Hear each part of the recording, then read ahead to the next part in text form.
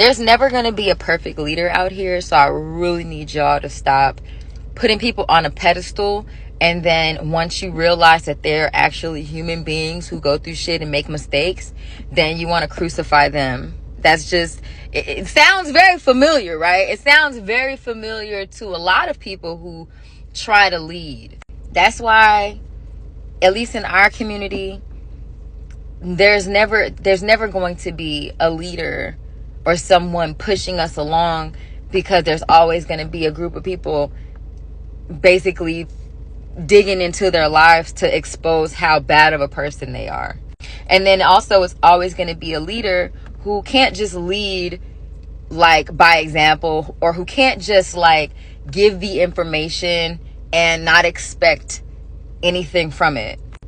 Because there's always that leader or leaders or people who are trying to teach, the community something and expecting followers from that, right? Expecting like beehivers, if you will, people who are going to blindly listen without any questioning.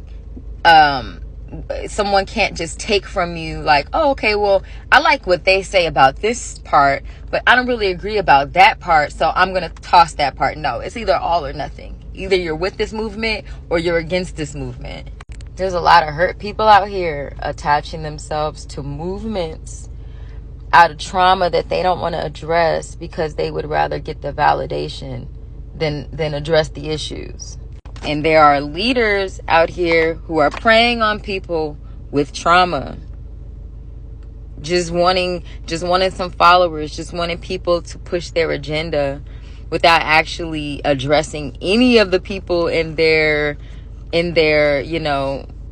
following, never addressing their issues, never actually solving problems, just bashing and talking shit and talking about the opposing side. And it's just like, y'all ain't tired? Movements with ill intentions will never sustain. And people with bad intentions to be a part of a movement, or negative intentions to be a part of a movement, it won't last either.